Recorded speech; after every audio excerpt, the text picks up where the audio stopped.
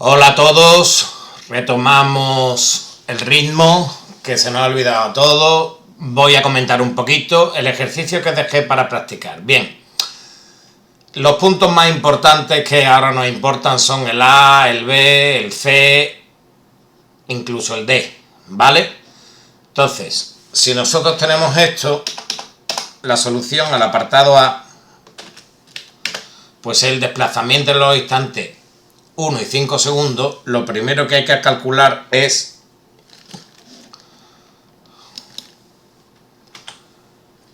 R de 1, ahora he cambiado el orden,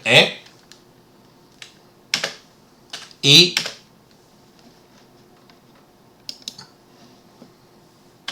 R de 5.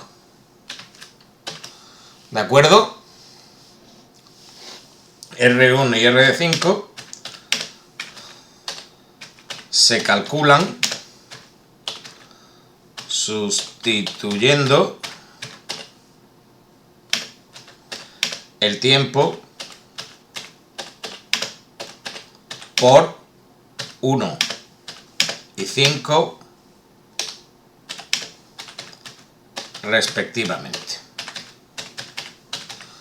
¿Por qué? Pues porque el siguiente paso es el desplazamiento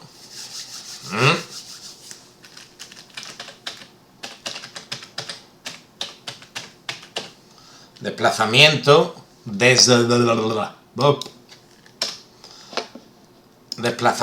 se define como es un vector, por lo tanto hay que, bueno, es la variación. Vamos a volver aquí a buscar el carácter griego básico, delta mayúscula, insertar, delta y ahora negrita R, ¿vale? Es la variación del vector, perdón, R.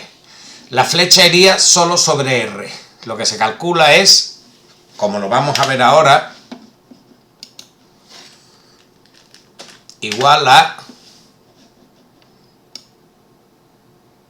R de 5 fuera.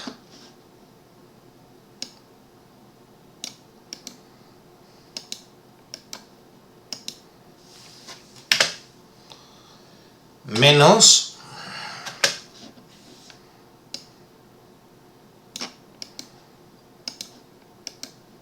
R de 1, ¿vale? Y se expresaría en metros. En metros, ¿vale? Bien. La variación es la de los vectores, por lo tanto, la flecha iría sobre la R nada más. Por eso no he puesto la delta en negrita, ¿vale? Bien. Simplemente esto. Lo siguiente, pues es el apartado B, que es la velocidad media. Pues, como la velocidad media es un vector, pues V sub M igual a delta R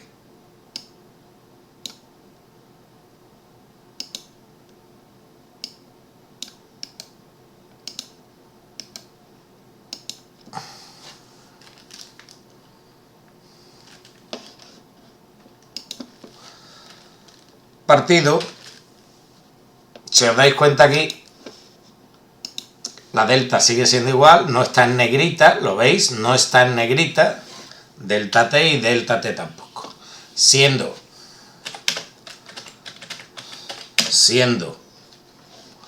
delta T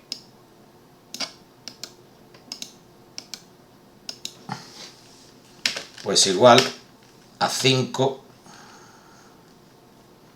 menos 1 igual a 4 segundos. ¿Esto qué he hecho yo? Igual a 4 segundos, ¿vale? Bien, simplemente esto, dividir el desplazamiento entre 4, ¿vale? Y como la suma, pues ya lo sabéis. Bien, el apartado C. El apartado C es el más interesante, puesto que lo vamos a pseudo aplicar, ¿vale? Bueno, lo vamos a aplicar, pero brevemente. Ya sabéis que no voy a... que es el vector velocidad. Y el vector velocidad se define como la derivada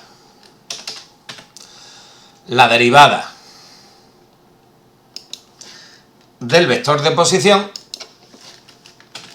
respecto del tiempo, ¿vale? Por lo tanto, vamos a tener que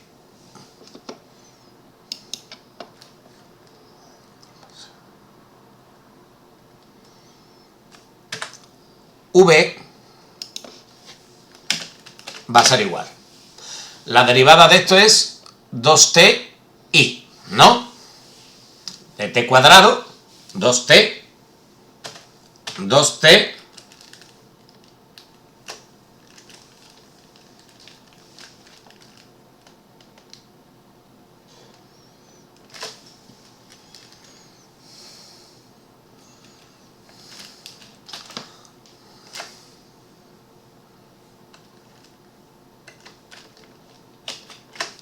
Bien, aquí esto no va. Negritas, control más n, pero a mí no me va. Así que 2t y no va a la negrita. A ver con la coña y la circunstancia. 2ti más... Y aquí hay que derivar todo lo de dentro del paréntesis. Pero como tenemos la derivada de 2t cubo sería 6t y más la derivada de 1 es 0. Más, entonces sería 6t j, bueno, voy a poner... Esto es increíble, vamos. J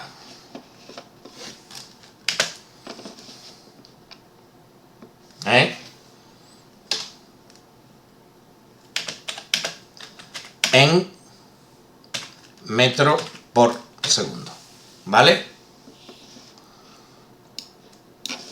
Vamos a quitarle la negrita a esto y ya está. Bien, la derivada. ¿Por qué? Porque la velocidad va a ser importante. Os recuerdo por qué la velocidad es lo más importante que hay. Porque la velocidad es la que me caracteriza el movimiento. Y ya que estamos aquí, vamos a ver una cosa. El desplazamiento, todo lo que sea una variación, en este caso con vectores, es un vector que va desde el punto inicial hasta el punto final. Y lo único que me importa es el inicio y el final. El camino no me importa, ¿de acuerdo? Entonces, esto es como, el desplazamiento es como si nos estuviésemos haciendo un movimiento rectilíneo.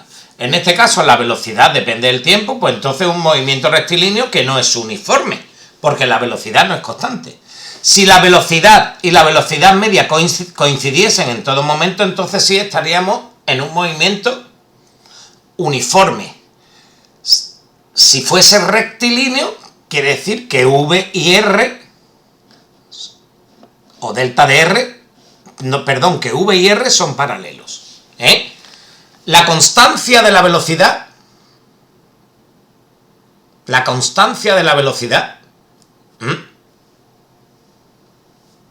si coincide en módulo, es un movimiento uniforme. Tal como lo dice el libro. Para mí sería discutible, pero vamos a dejarlo ahí. Movimiento uniforme aquel que el módulo de la velocidad es constante. Movimiento rectilíneo aquel en el que la velocidad y la posición son paralelos. Es decir, que la velocidad no gira. ¿Vale? Bien. Por lo tanto, si el desplazamiento no tiene en cuenta el camino, solo tiene en cuenta el inicio y el final, la velocidad media tampoco tiene en cuenta el camino. ¿Vale? ¿De acuerdo? Ahora, la velocidad sí tiene en cuenta el camino. Por eso es la que me describe el movimiento. La velocidad se aplica al móvil. Es decir, el origen del vector velocidad es el propio móvil. Ahí ya estamos teniendo en cuenta un vector que tiene distinto origen de la posición. El origen de la posición es el origen del sistema de referencia. Todo esto que estoy diciendo es para escucharlo y atenderlo bien. Así que, quien no haya atendido bien, que le dé para atrás y lo vuelva a escuchar. ¿De acuerdo? Repito. El vector posición, que en lo que me indica es dónde está el móvil a cada instante. ¿Vale? Se origina en el origen del sistema de referencia. Pero el vector velocidad se origina en el propio móvil. Es decir, se origina en la posición, en el final de la flecha. Por lo tanto, la posición y la velocidad son dos flechas consecutivas. Donde termina la flecha del vector posición, empieza la flecha del vector velocidad y también la flecha del vector aceleración, porque tanto el vector velocidad y el vector aceleración se originan en el móvil, porque se aplican a él.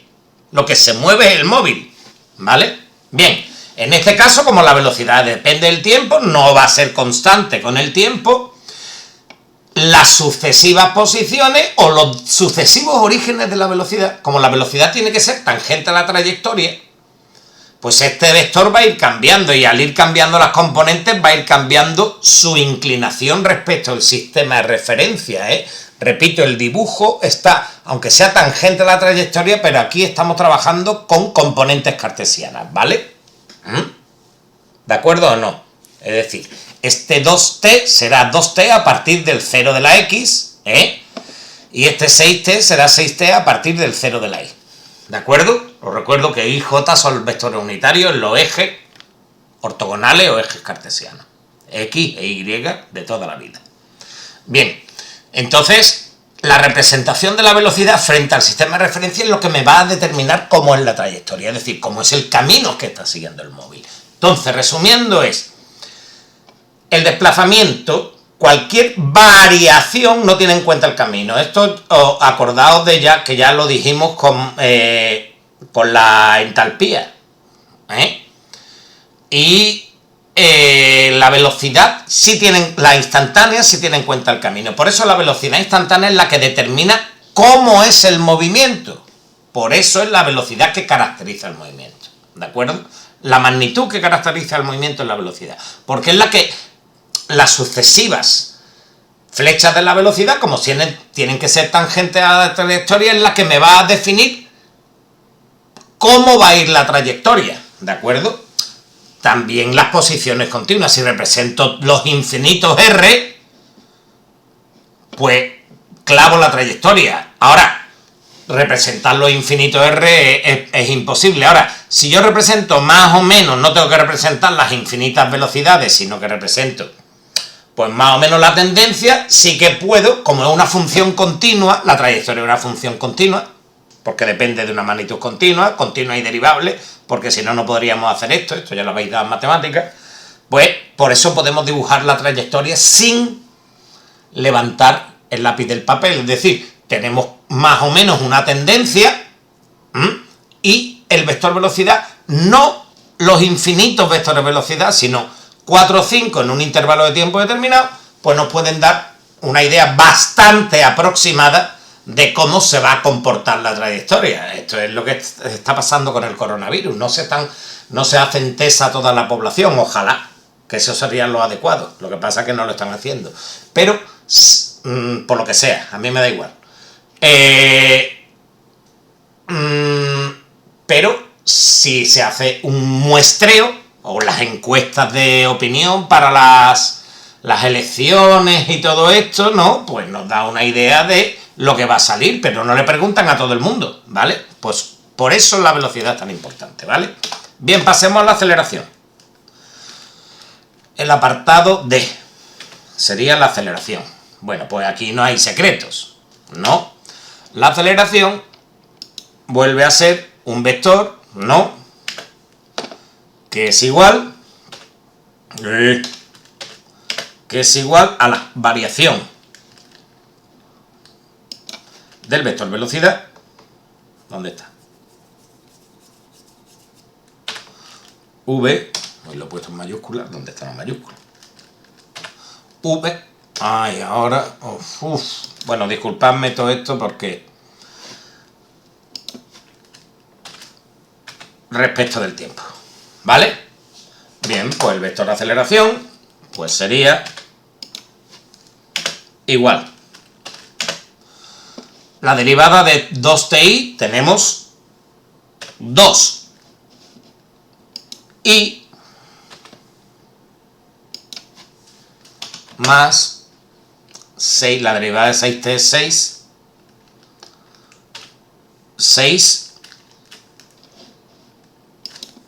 6j, ¿no?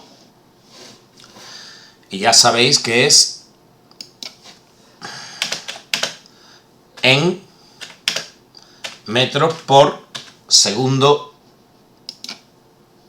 cada segundo, ¿vale? Bien, aquí tenemos una aceleración constante, que sería 2i, 2 para la derecha y 6j. Y 6 para arriba, es decir, sería 2 y 6, pues la aceleración siempre iría para allá. Ahora, ya vamos a pasar un poquito en la aceleración tangencial y normal.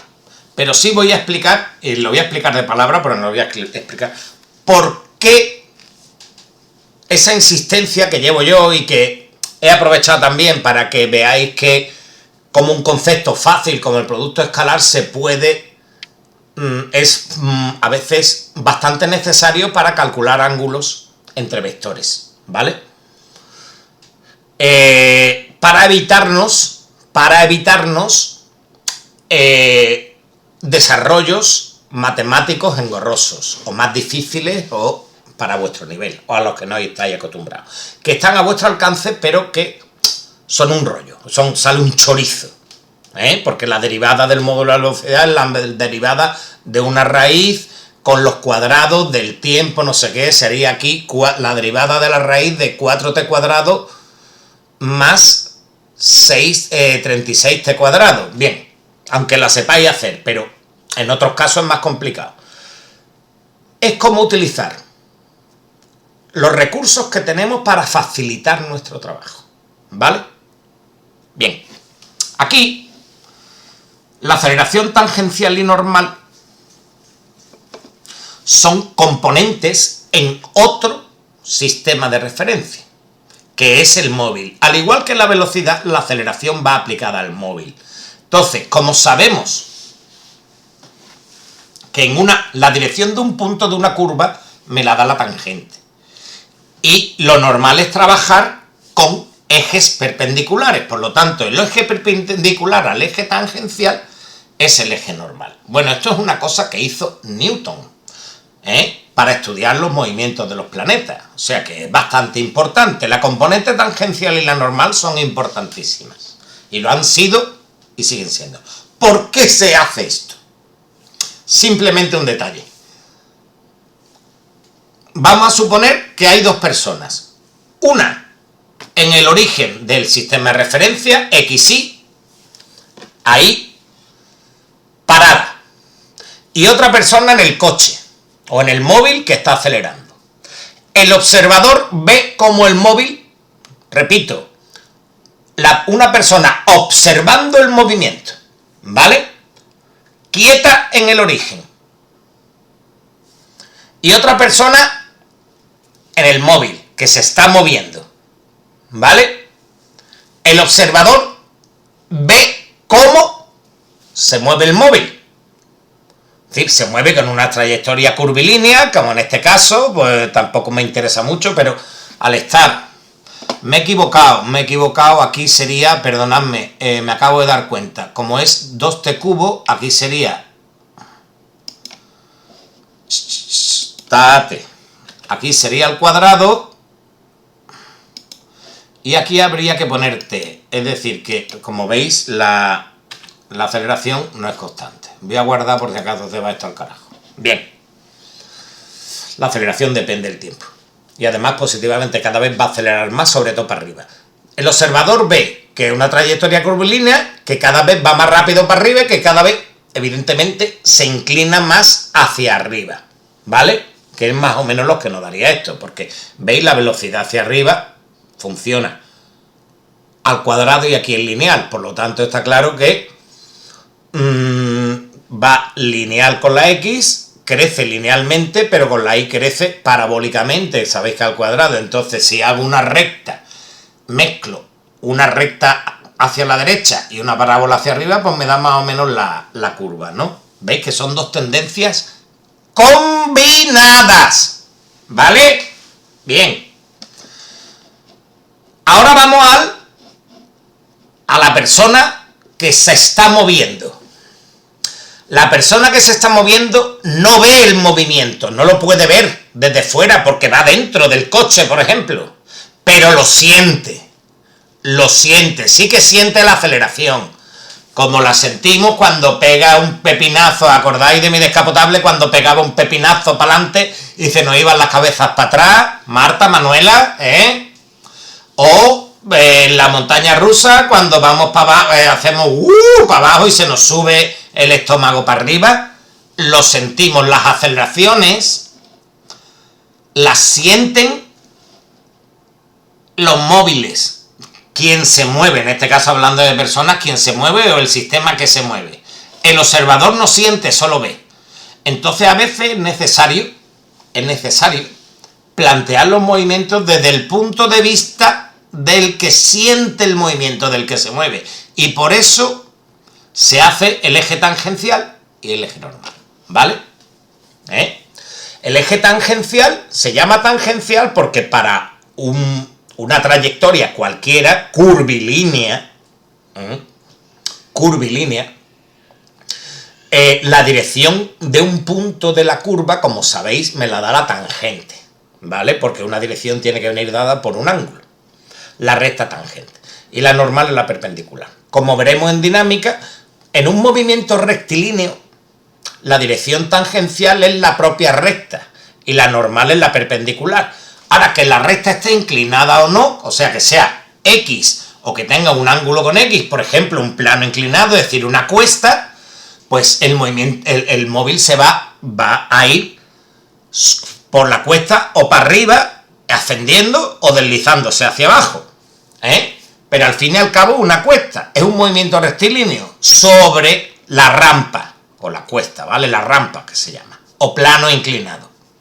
Bien, ahora, eso es un movimiento rectilíneo, por la dirección tangencial es la propia dirección del movimiento. Y la normal es la perpendicular a la tangencial, ¿vale? Nos interesa mucho este concepto, porque muchas veces el concepto de tangencial y normal, lo subrayo, es las componentes desde el punto de vista del sistema que se mueve, es decir, del móvil, no del observador. Aquí estamos esta descripción de IJ, estamos describiéndolo frente a un sistema de referencia externo, inercial, que no se mueve o que se mueve con velocidad constante, que esto es algo ahí en el libro. Ahora, el móvil, al estar acelerado, es un sistema de referencia, perdón, no inercial el antiguo, inercial, es decir, que siente los cambios. Por ejemplo, lo del que he dicho de la montaña rusa, nos vamos para abajo, o cuando vamos en el ascensor, un ascensor de estos que pegan rápido, como notamos, al principio, pues esas son las fuerzas de inercia, y ya veremos que hay otra fuerza de inercia muy importante en el movimiento circular. No os quiero adelantar tampoco nada. Pero son fuerzas ficticias. Fuerzas ficticias, entre comillas lo de ficticias, porque solo pertenecen al móvil, no pertenecen al exterior.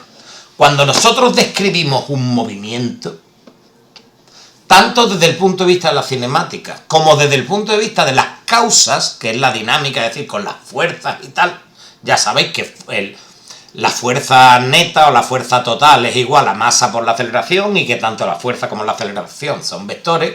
Cuando hacemos esta descripción, la hacemos respecto de un sistema de referencia fijo o que se desplaza a velocidad constante, ¿vale?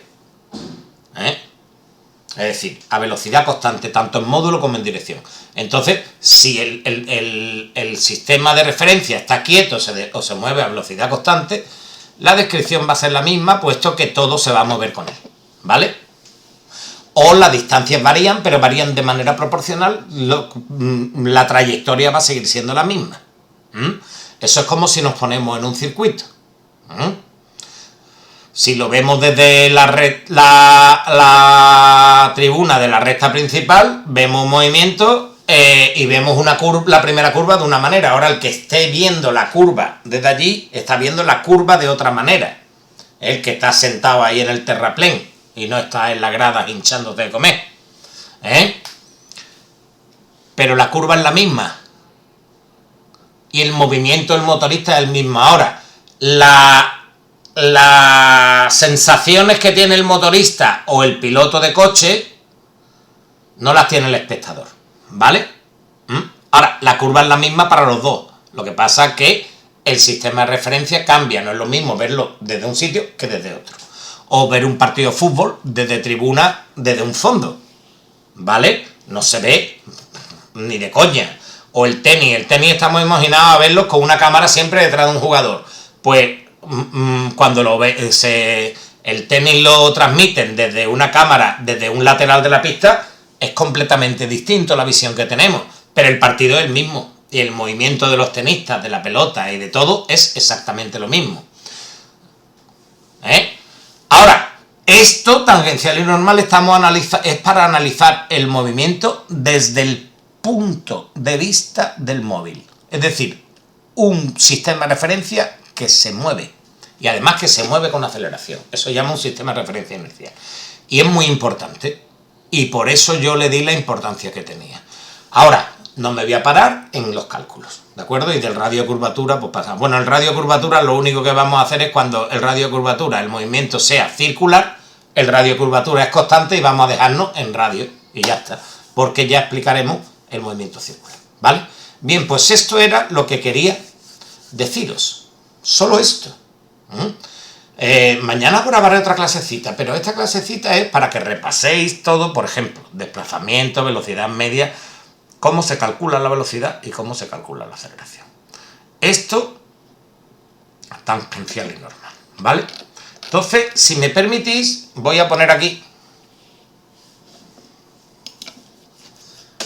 una conclusión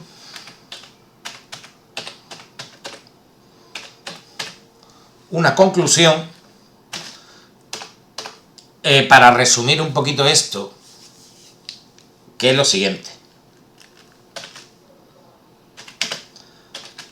En las descripciones de la física, además de la física en general, en las descripciones de la física podemos utilizar varios sistemas de referencia,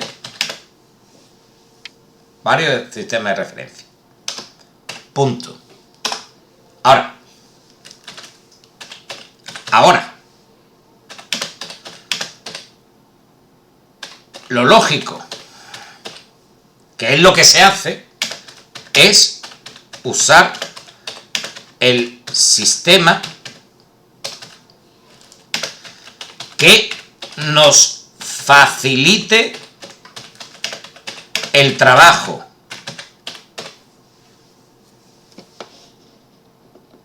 Y he dicho algo de esto aquí. Bien.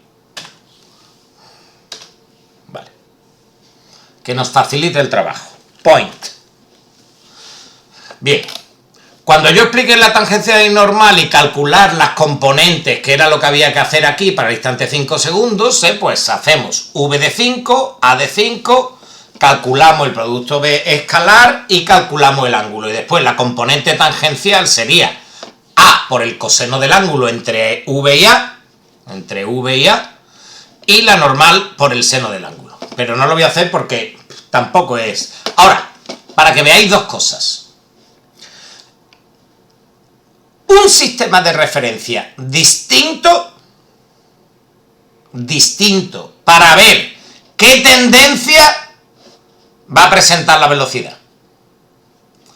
que realmente se ve. Pero evidentemente la aceleración normal varía con el tiempo y además positivamente quiere decir que la curva se va a ir, y además positiva, que la curva, os recuerdo que la aceleración normal lo que hace es provoca un giro en la trayectoria. Es decir, que la trayectoria sea más cerrada. Es decir, la trayectoria va a ser más cerrada, cada vez más cerrada y en positivo, es decir, más cerrada hacia arriba, no va a ser una parábola, no, porque una parábola tiene, o puede ser una curva que no sabemos qué va a ser, se va a ir cerrando cada vez más hacia arriba y sin embargo horizontalmente va a permanecer igual.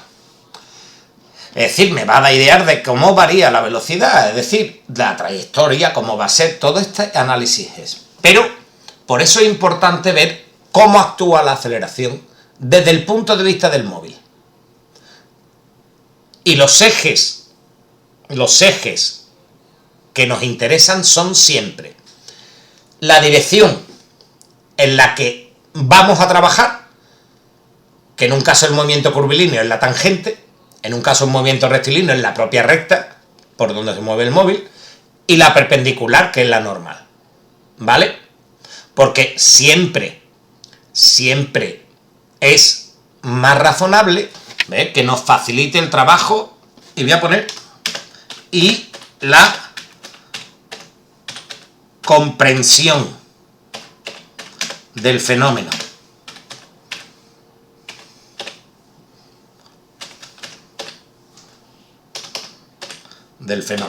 ¿Vale? Porque yo aquí no es tan importante, pero cuando entremos en dinámica, es decir, la fuerza es la que provoca la aceleración y la que provoca los cambios en el movimiento, ¿vale?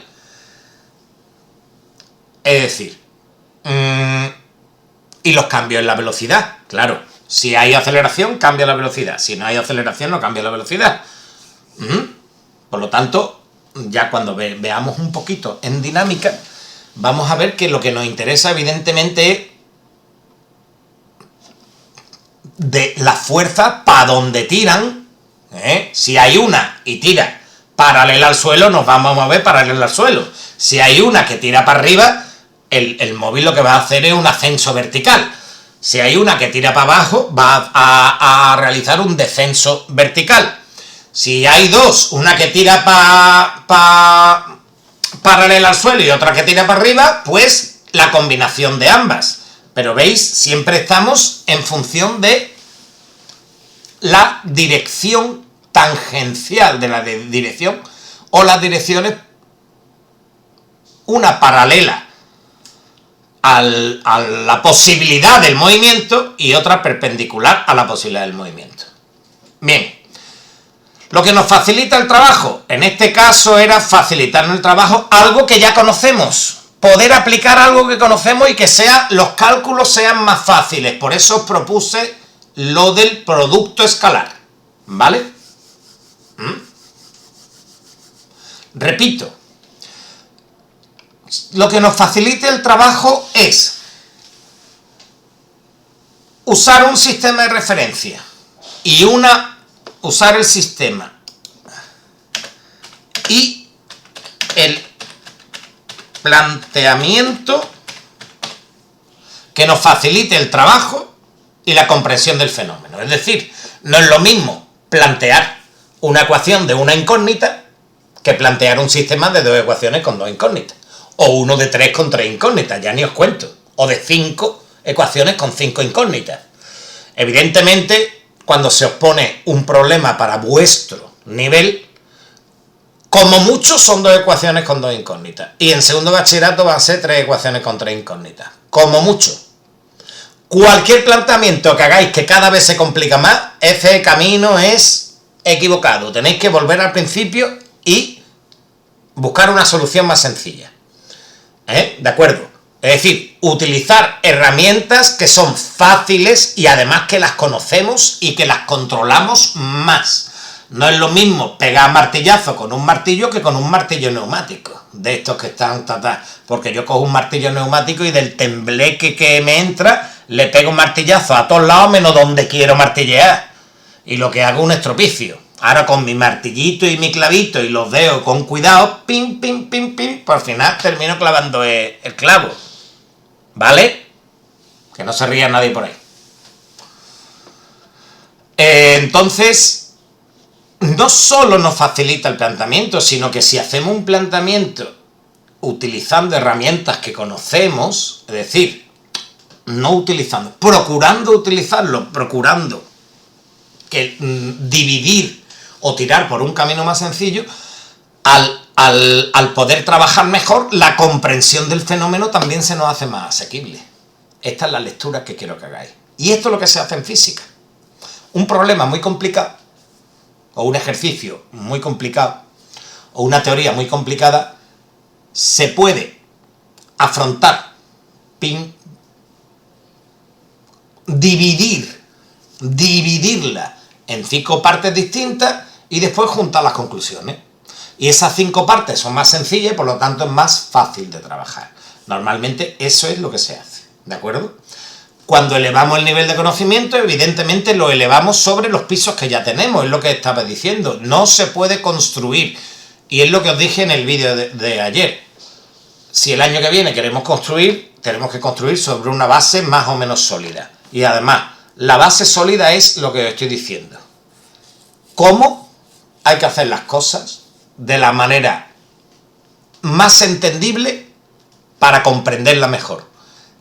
Y también la manera más entendible es la manera más fácil, las ecuaciones y las fórmulas que manejemos, que sean ya conocidas de antemano, y coño, si esto se hace con lo del año pasado, y además esto ya sabemos lo que es, pues venga, tira para adelante. Y se os facilitan mucho las cosas, y por supuesto las cosas se solucionan, se llega al éxito. El éxito reconforta, os creéis que lo podéis hacer, cogéis confianza y vais tirando para adelante.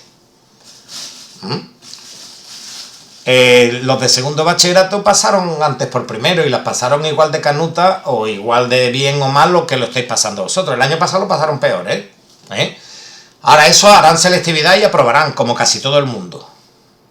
Así que